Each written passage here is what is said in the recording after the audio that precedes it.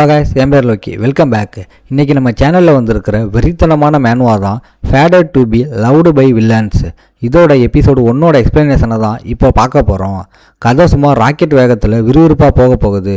So கண்டென்ட்டை miss பண்ணாமல் ஃபுல்லாக பாருங்கள். வீடியோக்குள்ளே போகிறதுக்கு முன்னாடி அந்த லைக் பட்டனை ஒரு தட்டிட்டு சப்ஸ்கிரைப் பண்ணி பெல் ஐக்கானையும் ஆன் பண்ணிக்கோங்க. லெட்ஸ் கோ, வாங்க ஸ்ட்ரைட்டாக இப்போ எபிசோடுக்குள்ளே போகலாம்.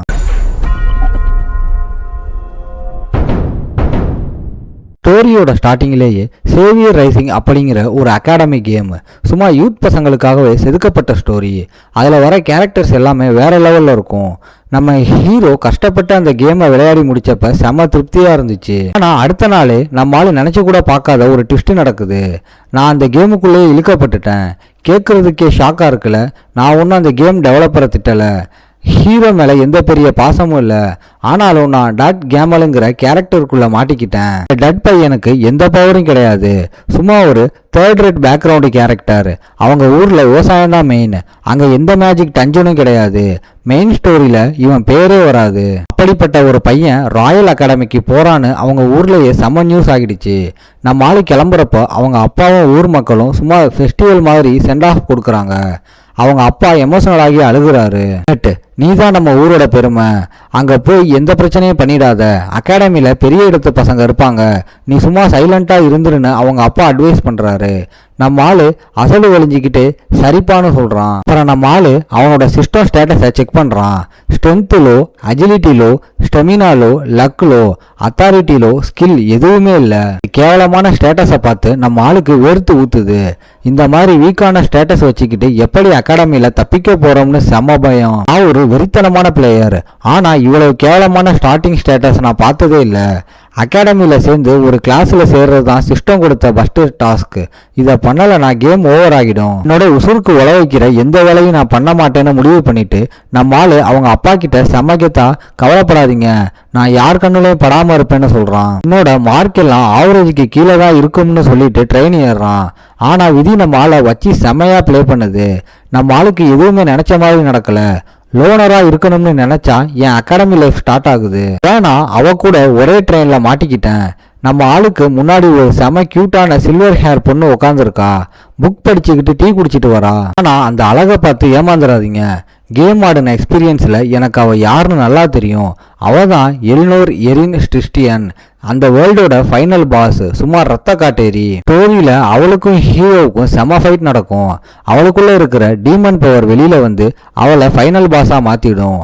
ஹீரோவை தவிர வேற ஆறாலையும் அவளை தொடக்கூட முடியாது. இப்போ அவள் நம்ம ஆளு முன்னாடி உட்காந்துருக்கா. நம்மளால அவளையே பார்க்கறத நோட்டீஸ் பண்ணிட்டு உனக்கு டாக்டர் ஏதாவது வேணுமான்னு எலினோர் கேட்குறா. நம்மளால ஒரு மாதிரி ஷாக் ஆகி, அடாட இல்லைங்க, நான் ஃபைன்னு உளறான். நான் இங்கே உட்காந்துருக்கதே நாங்கள் பெரிய இடத்து பசங்கன்னு காட்டுறதுக்கு தான். என் கூட ட்ராவல் பண்ணுற எல்லாரும் இப்படித்தான் பயப்படுவாங்கன்னு அவள் கூலாக சொல்கிறா.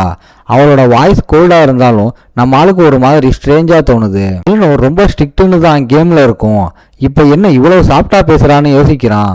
நம்ம ஆளு சைலண்டாக இருக்கிறத பார்த்துட்டு, ஏன் சைலண்டாக இருக்க, வேற ஏதாச்சும் கேட்கணுமான்னு அவ கேட்குறா. அதுக்கு நம்ம ஆளு தலையை சொரிஞ்சிக்கிட்டு, இல்லை ஒன்றும் இல்லை, நீங்கள் ரொம்ப நல்லவங்கன்னு சொல்கிறான்.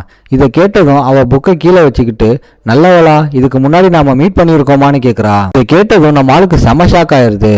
மனசுக்குள்ளேயே திட்டிட்டு, இல்லை நீங்கள் ஸ்ட்ரிக்ட்டுன்னு கேள்விப்பட்டேன்னு மழுப்புறான். நம்ம ஆளு பதறதை பார்த்துட்டு, நீ ரொம்ப வித்தியாசமான ஆளுன்னு சொல்லிட்டு திரும்பவும் புக்கை படிக்க ஆரம்பிக்கிறா. அதுக்கு நம்ம ஆளு சிரிச்சுக்கிட்டு, ஆமாம் எல்லாரும் அதான் சொல்கிறாங்கன்னு சொல்லிட்டு சைலண்டாக சாமி கும்பிட ஆரம்பிக்கிறான். நான் சும்மா ஒரு எக்ஸ்ட்ரா கேரக்டர், என் வம்புக்கே வராதிங்கன்னு நினச்சிக்கிட்டு வெளியே பார்க்குறான். வெளியே பார்த்தா சீன் செம்மையாக இருக்கு. ஆனால் அப்போதான் ஒரு பெரிய பாறை ட்ரெயின் மேலே உருண்டு வரதை பார்க்குறான். நம்ம ஆளுக்கு கண்ணு பிதுங்கிடுச்சு. அந்த பாறை நேராக ஜன்னல் பக்கமாக பறந்து வருது. வேற வழியே இல்லாமல் தப்பிக்கிறதுக்காக எலினோர் கிட்ட பாஞ்சு, பிரசிடென்ட் என்னை மன்னிச்சிடுங்கன்னு சொல்லி அவளை கட்டி பிடிச்சிக்கிறான். அடுத்த செகண்ட் அந்த பாறை ட்ரெயின் மேலே இடிஞ்சு செம்ம பெரிய எக்ஸ்ப்ளோஷன் நடக்குது. அவ்வளோ பெரிய பிளாஸ்ட் நடந்தும் 2 பேருக்கும் ஒன்றுமே ஆகலை. ஏன்னா எலினோர் கழுத்தில் இருக்கிற ஒரு பெரிய நெக்லஸ் அவங்கள காப்பாத்திருச்சு. அந்த நெக்லஸ் பவரில் தப்பிக்க தான் நம்ம ஆளு அவளை கட்டி பிடிச்சிட்டான். Master plan boss. ஸ்டாட்ஸ் எல்லாம் வீக்காக இருக்கிறதால இப்படி பண்ணாதான் தப்பிக்க முடியும். நம்ம ஆளு பல்ல கடிச்சிக்கிட்டு அந்த வைப்ரேஷன் அடங்குற வரைக்கும் வெயிட் பண்ணுறான்.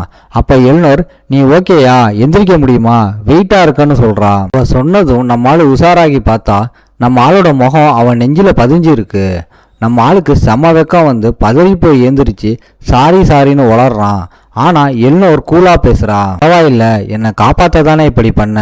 ஒரு பையன் என்கிட்ட இவ்வளோ க்ளோஸா வர்றது இதுதான் ஃபர்ஸ்ட் டைம். தேங்க்ஸ், சாரி எல்லாம் வேணாம்னு சொல்றா. நம்ம ஆளு செம்மையா வெக்கப்படுறான்.